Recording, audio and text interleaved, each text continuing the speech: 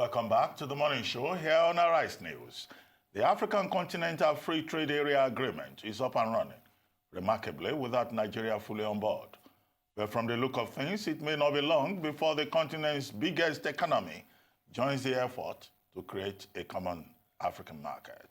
This follows the recommendation of the Presidential Committee on African Continental Free Trade Area Agreement, which report was submitted to President Buhari this past week. The president had for a long time resisted every entreaty to commit Nigeria to the Economic Pact on the basis that the agreement would likely lead to massive loss of Nigerian jobs and exposure of Nigerian manufacturers to unfair competition. For more analysis on this, we're now being joined by Muda Yusuf, the Director General of the Lagos Chamber of Commerce and Industry. Welcome to the program. Welcome to the program, sir. Muda Thank Yusuf, you very good much. to see you again. It's a pleasure. Now, the reason we're taking another look at this topic was that there was a story in the papers yesterday that the European Union made certain concessions, about 40 billion euros to African countries.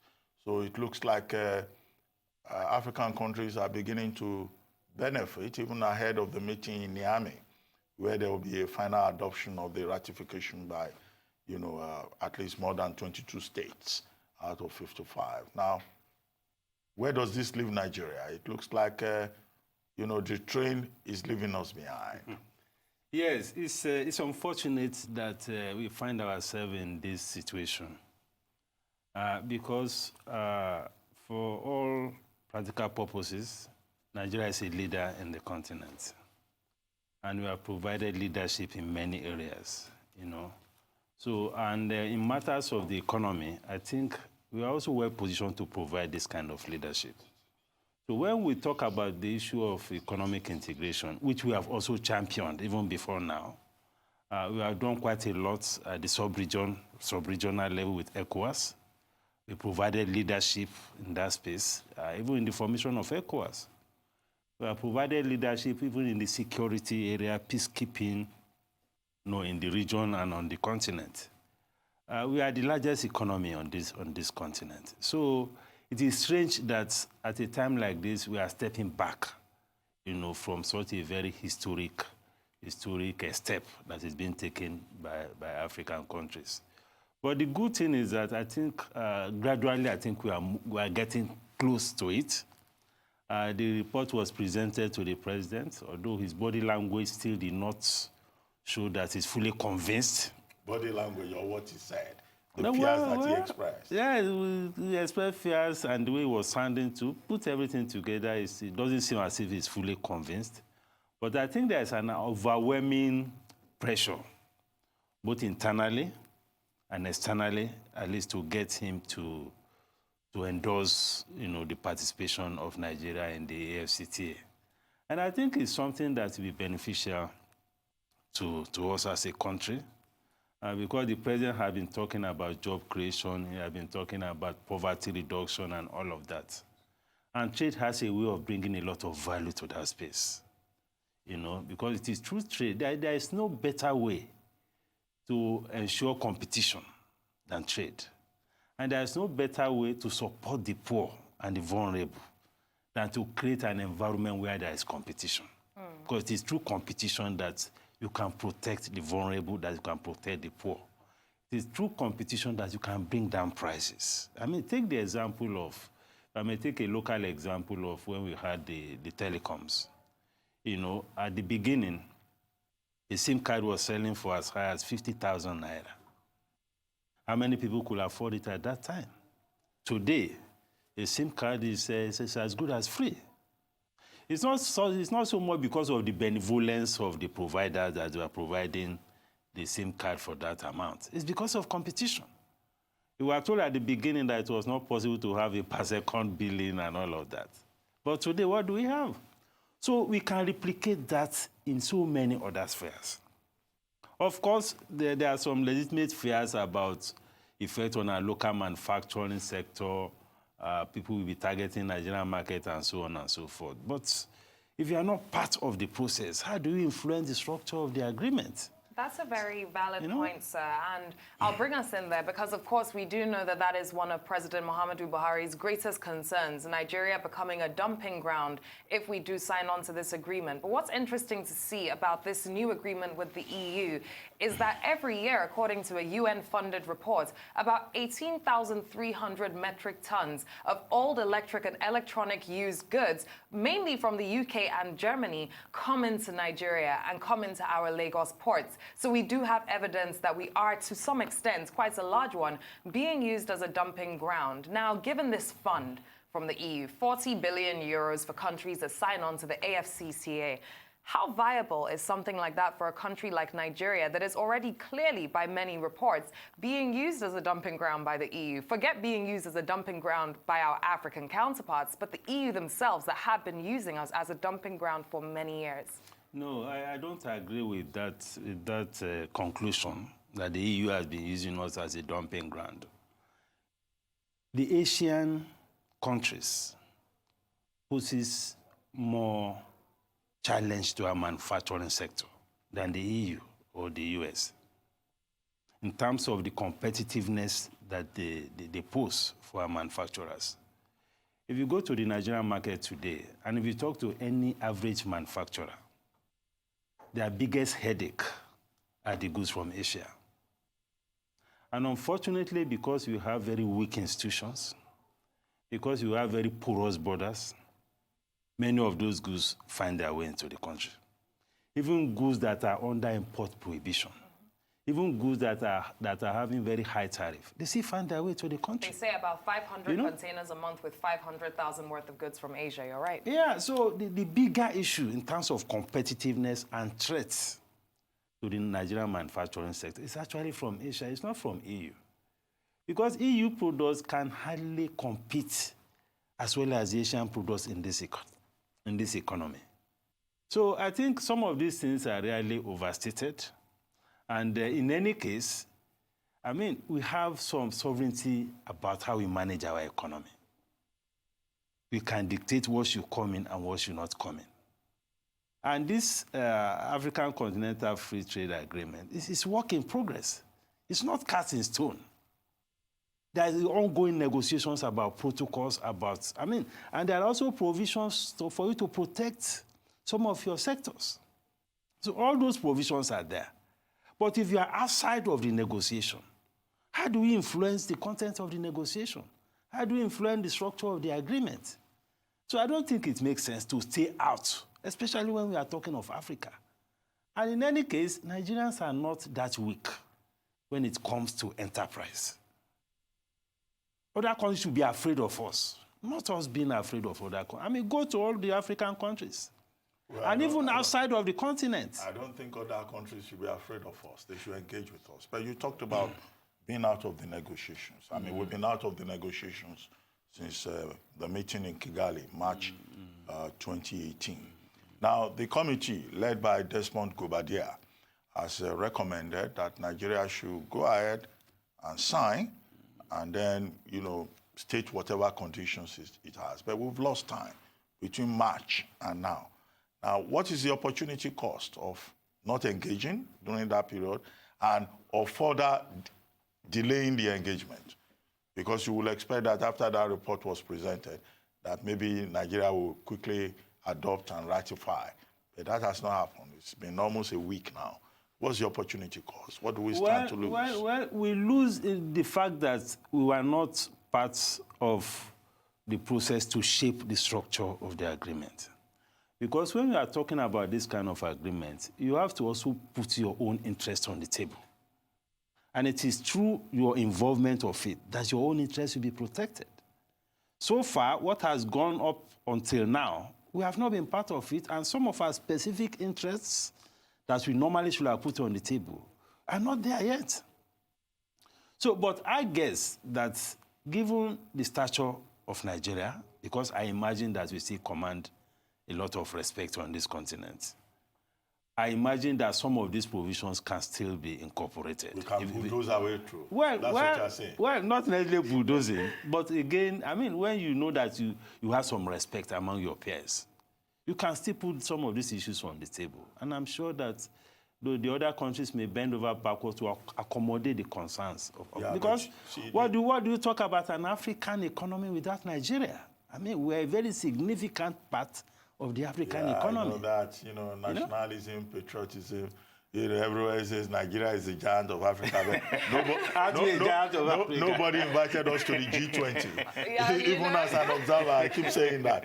But see, the Gobadia Committee, yes, apart from recommending that Nigeria should sign, Nigeria should not be left behind, also made a number of observations, things that should be put in place in terms of capacity building, in terms of mechanisms to prevent predatory trade, in terms of the Common External Tariff, ECOWAS 2013, which is said to be a disadvantage to Nigeria, all of these issues.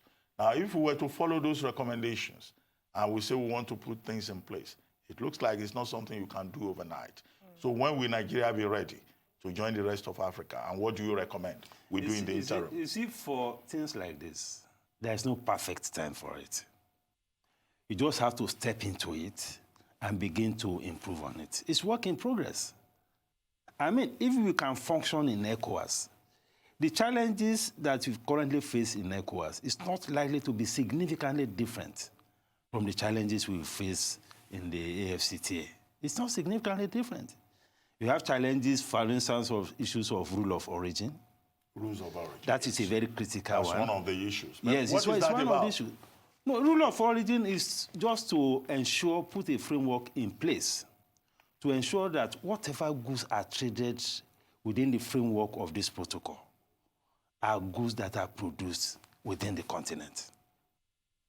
And one of the greatest fears is that because some of these countries already have some trade agreement with other trading blocs, goods from other blocs, particularly from Europe and all of that, could infiltrate into the system such that you now be trading goods that are not produced in Africa.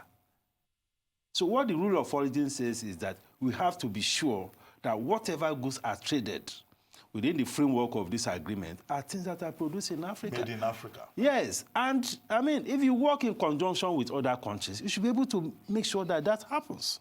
It's not something you can handle in isolation. You have to work in collaboration with other countries to ensure that there's a very effective framework, that there's strict adherence to the rules of origin. Very much so. That is what should happen. We will continue on this. Let's take a very short advert break now, and as soon as we are back, we'll still be here discussing the Africa Free Trade Continental Agreement. Don't go anywhere.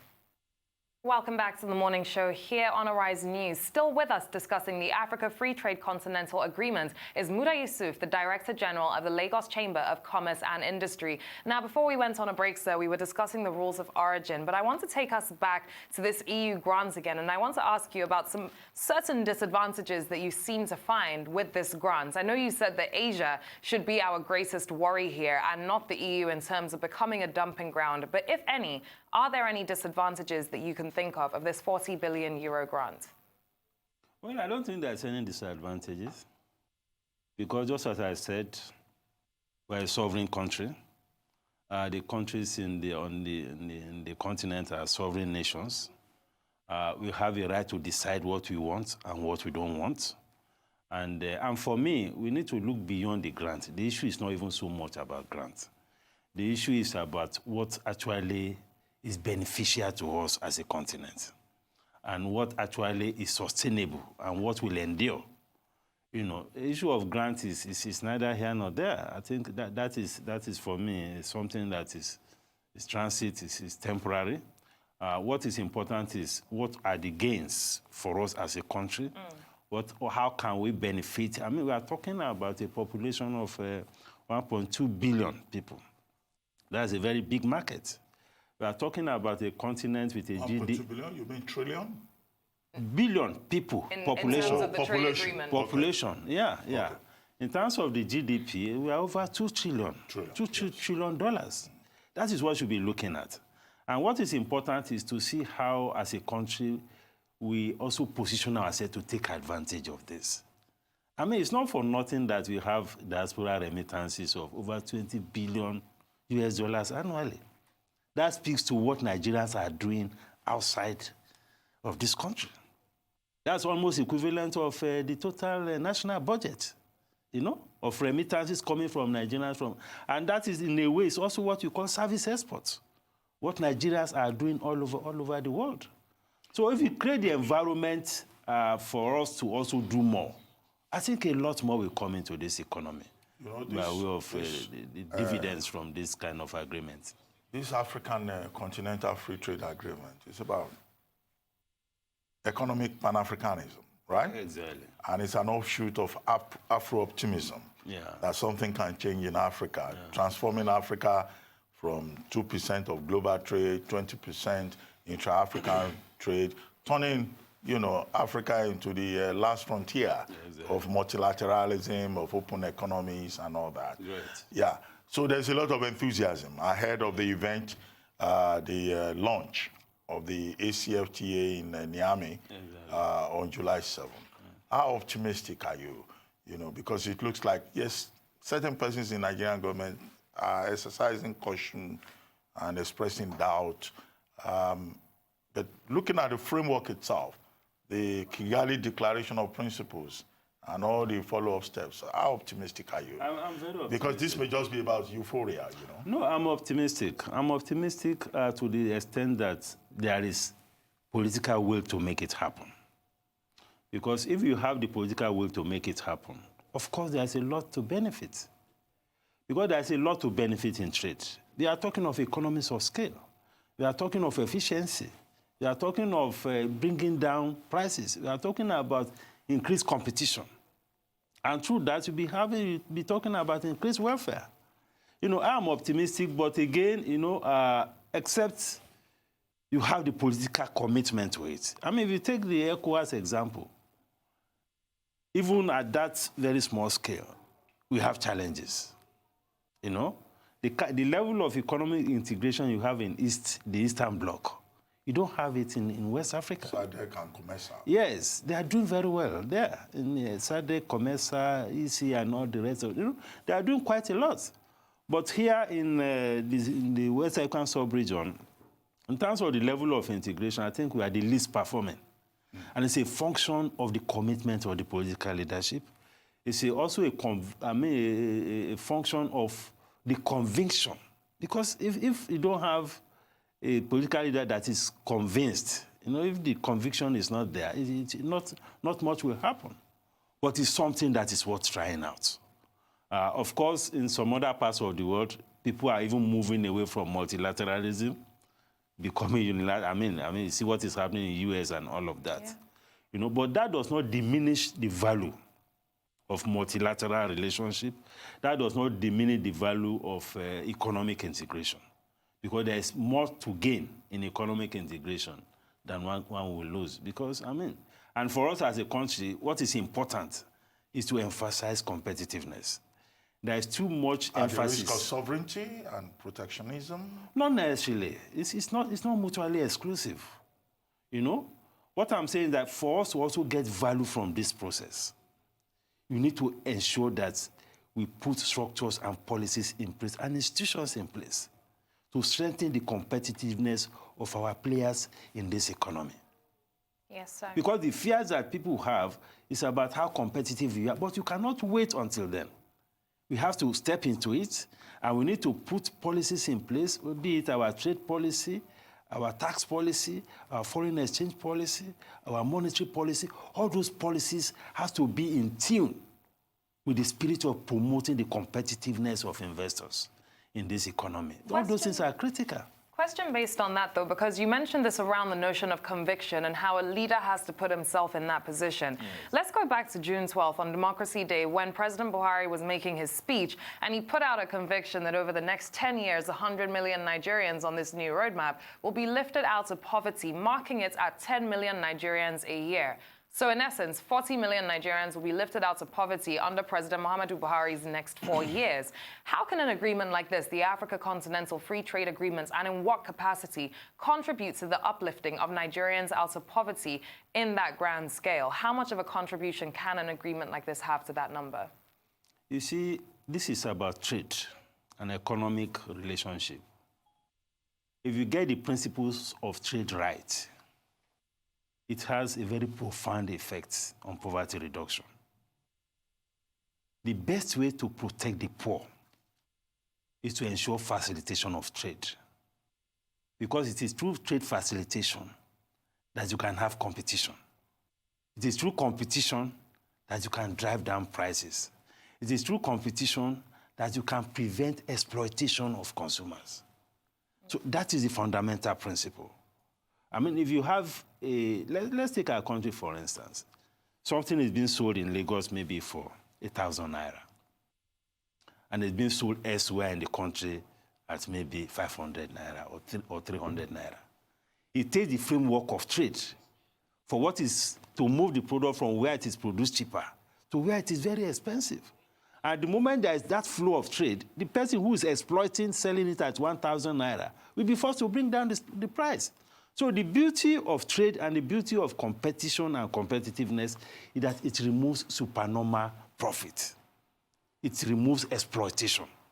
And the best way to support the poor is to ensure, especially if you want to protect the poor from the capitalists, is to ensure that there is competition and you remove all the exploitative practices. Well, so that is the value of trade, that is the value of economic integration as far as poverty reduction is concerned. In any case, I mean, one of the projections is that, you know, after the launch in Niamey, Niger, in July 7th, we're already in July, that there will be some kind of increase in intra-African trade by about 15%, and that the net income for Africans would, you know, be about $2.5 billion. Those are the projections by the economists. But the question I would like you to help us address at this point is, I mean, Nigeria used to be in the lead. Even for this process, you know, the Lagos Plan of Action, the first major meeting on economic integration was in Lagos, Nigeria. And Nigeria was part of that process, you know, over the years, you know. And then all of a sudden, at the last moment, Nigeria became, you know, the laggard, you know, lagging behind Eritrea, Benin Republic, Niger, and all of that. What do you think is responsible for this? Well, I think it's a question of our understanding of the way to progress an economy. And it's also a function of what you call economic nationalism, a variant of economic nationalism. As defined by a cabal. As defined by a cabal or as defined by the political leadership. So your understanding or the understanding of the leadership of what actually can drive economy, can drive growth, can reduce poverty, sometimes can shape the behavior of the political leadership, and that can also influence the direction of how we manage the economy. So that is why it is important that beyond just the leadership coming with an economic nationalistic mindset, we need a good team of economists to guide the policy direction. For now, that seems to be missing. If you have that, I think whatever nationalism or nationalistic instinct we bring to the table in terms of shaping the direction in which the economy is going, at least that will be moderated or modulated by the advice of very sound economists. Yes. Who can advise the president and say, okay, even though you feel this way, we feel this is a more enduring way to go. We have unfortunately run out of time here, but thank you for this great insights on this topic at hand.